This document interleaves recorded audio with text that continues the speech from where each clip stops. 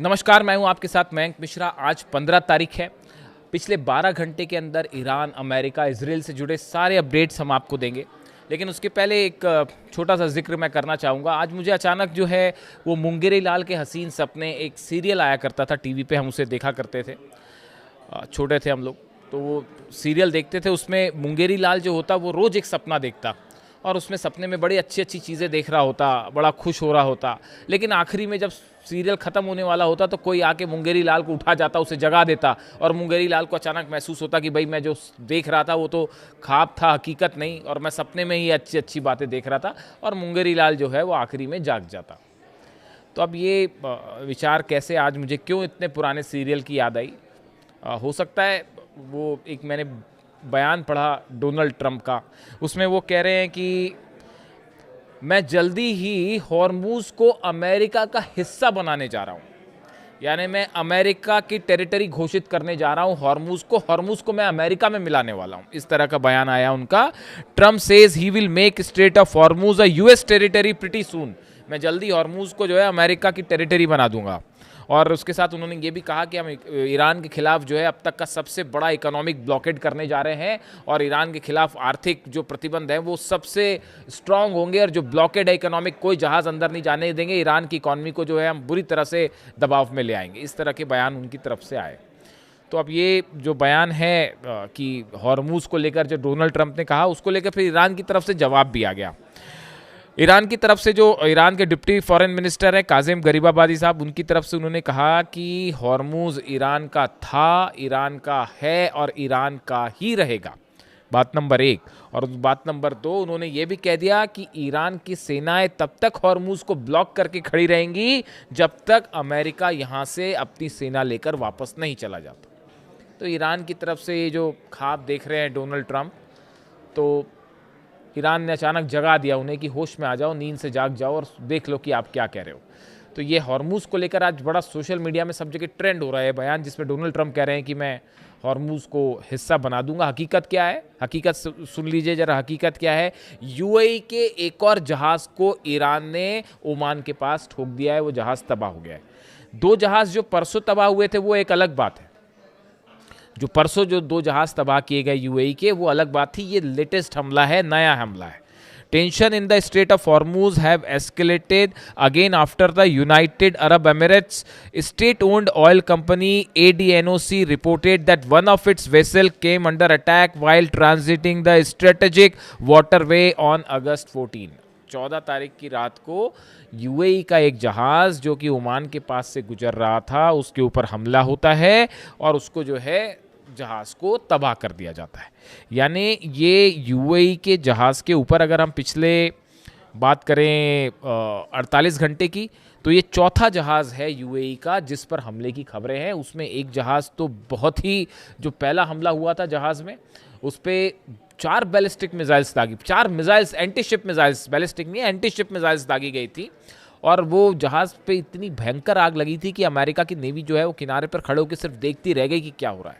उसके बाद फिर 2 जहाज़ों पर हमला हुआ और कल फिर जो है एक जहाज़ पर हमला हो गया। यूएई की सरकारी तेल company Abu Dhabi national oil company यानी ADNOC ने बताया कि उसके एक जहाज़ पर स्ट्रेट ऑफ हॉर्मूज से गुजरते समय हमला हुआ है और उन्होंने इसकी जानकारी दी है और बताया है कि किस तरह से हमला हुआ वगैरह वगैरह, और उसकी फिर आलोचना की गई है। अब यूएई ने इसको लेकर ईरान पर निशाना साधा है और ये आरोप लगाए हैं कि जिस तरह से हमले हो रहे हैं इसे फ़ौरन रोकिए वरना ठीक नहीं होगा। अब ये बात बिल्कुल वैसे ही है जो मोहम्मद बिन सलमान कह रहे हैं। सऊदी के ऊपर भी लगातार हमले जारी हैं। जो हूती की तरफ से नए दावे आए और नई तस्वीरें सामने आई हैं वो देखी होंगी आपने। अरामको के ऊपर बताया जा रहा है कि फिर 3 ड्रोन स्ट्राइक्स हुई है और उसमें अब तबाही की तस्वीरें भी सामने आने लगी है। और जो तस्वीरों में दिख रहा है कि अरामको का एक बड़ा हिस्सा ऑयल रिफाइनरीज का तबाह है और ऐसा लगता है देख के कि ये तबाही, अगर ये खबरें देखिए, अभी तक ये पुष्टि नहीं हुई है कि तस्वीरें सच है कि नहीं, लेकिन अगर ये तस्वीरें सही हैं तो ये हमला सिर्फ ड्रोन से नहीं हुआ, ये बैलिस्टिक मिसाइल अटैक था। दोनों में अंतर होता है। जब ड्रोन से नुकसान होता है, आग लगती है, उसकी तबाही, और जो बैलिस्टिक मिसाइल गिरती है उसकी तबाही में काफ़ी अंतर होता है। जो एक्सपर्ट्स हैं वो समझ सकते हैं उसको देख के। तो अभी ऐसा लगता है कि अरामको में जो है वो मिसाइल्स भी गिरी हैं, सिर्फ ड्रोन स्ट्राइक नहीं हुई। तो वहाँ पर मोहम्मद बिन सलमान परेशान है और उन्होंने यूएई के जो जहाज़ जलाए जा रहे हैं इसको लेकर जो है वो ईरान को चेतावनी दी गई है सऊदी की तरफ से, और कहा गया है कि अगर इस तरह के हमले जारी रहे तो फिर इसका जवाब दिया जाएगा। ये बात सऊदी कह रहा है। हूती की तरफ से हमले लगातार जारी हैं। लाल सागर में सऊदी के जहाज़ों पर हमला हो रहा है, पोर्ट्स पे हमले हो रहे हैं, और सऊदी की सेना दूसरी तरफ से हमले कर रही है यमन की सेना के साथ मिलकर जो हूती के खिलाफ है। और बताया जा रहा है कि 30 लड़ाकों की मौत हुई है जिनको दफनाया गया, उसकी तस्वीरें भी बाहर हैं। यानी आप देखिए एक बड़ी जंग सऊदी और हूती के बीच में छिड़ चुकी है, जो दोनों तरफ से लगातार स्ट्राइक्स हो रहे हैं, हमले हो रहे हैं। समंदर बंद है, बाब बंदे बंद है, लाल सागर बंद है, और अब यूएई के जहाज़ जो हैं वो हॉर्मुज़ में निशाना बनाए जा रहे हैं। देखिए जिस स्ट्रैटेजी पे हूती काम कर रहा है, जिस स्ट्रैटेजी पे ईरान काम कर रहा है, ये बिल्कुल एक जैसी है। जिस स्ट्रैटेजी पे पुतिन काम कर रहे हैं वो भी इन्हीं की तरह है। उस पर मैं अलग से बात करूँगा। इशारा फ़िलहाल समझ जाइए कि हूती, ईरान और रूस जिस तरह से मुकाबला कर रहे हैं, वो यूक्रेन का मुकाबला कर रहे हैं, ये सऊदी का, और ये बाकी अमेरिका और अरब देशों का ईरान मुकाबला कर रहा है। जो स्ट्रैटेजी अपनाई गई है ये एक जैसी है। इस पर हम अलग से बात करेंगे। खैर, अब ये जहाज़ पर हमला है यूएई के, यानी यूएई सऊदी दोनों निशाने पर हैं।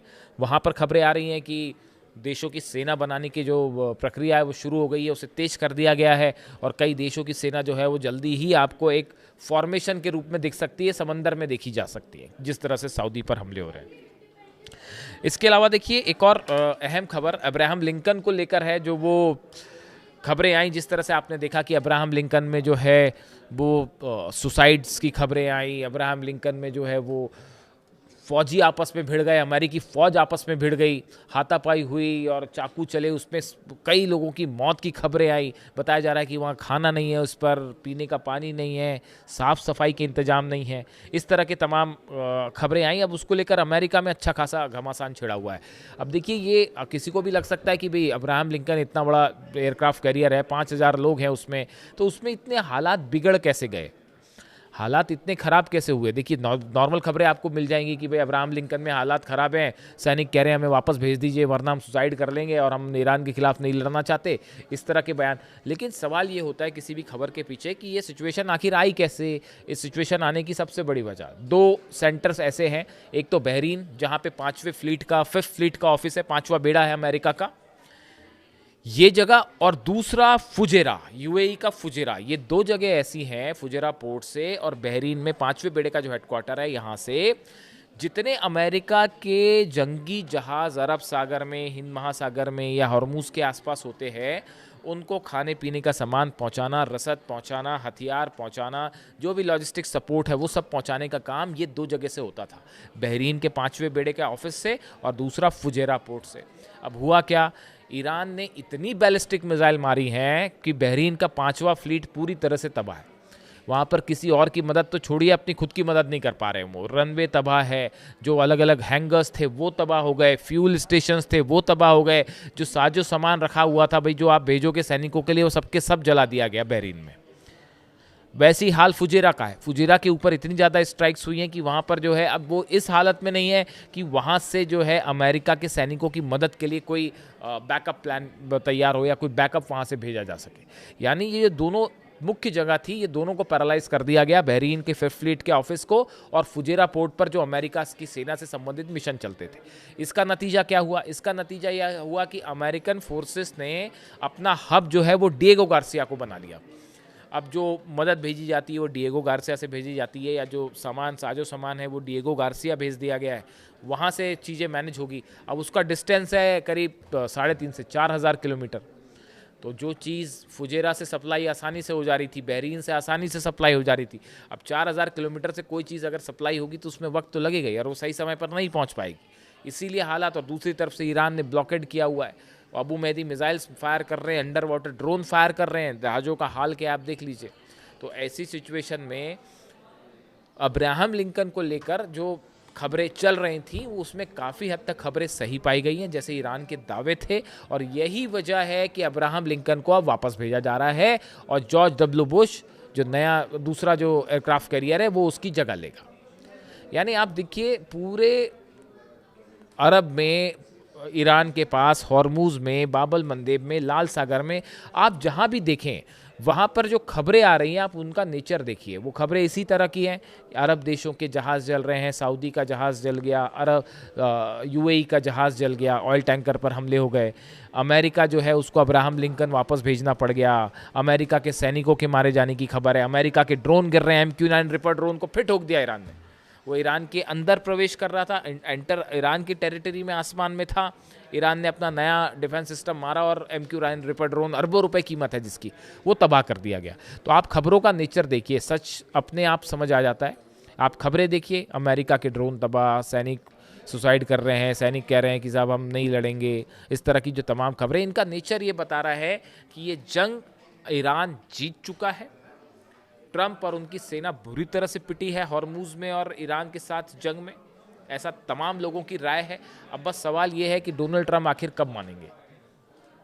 जब तक फोर्सेस खड़ी हैं, देखिए ईरान की तरफ से स्ट्रैटेजी बदल दी गई है कि अब जो है वो एक ऑल आउट प्रेशर बनाया जाए अमेरिका के ऊपर, ताकि अरब से बेसिस खाली करके अमेरिका वापस जाए। इस पॉलिसी पर ईरान काम कर रहा है और इसी के चलते हॉर्मूज बंद है और लाल सागर बंद है और दबाव में है डोनाल्ड ट्रंप और अमेरिका। और इसीलिए अब ये रणनीति बनाई कि जंग नहीं कर सकते तो बाहर जहाज़ लेके खड़े हो जाओ, इकोनॉमिक ब्लॉकेट करो।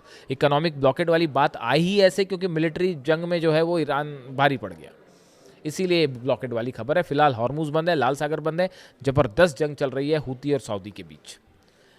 इससे जुड़ा जो भी अपडेट होगा आप तक पहुँचाऊंगा। कमेंट करके बताइए वीडियो कैसा लगा। Thank you so much.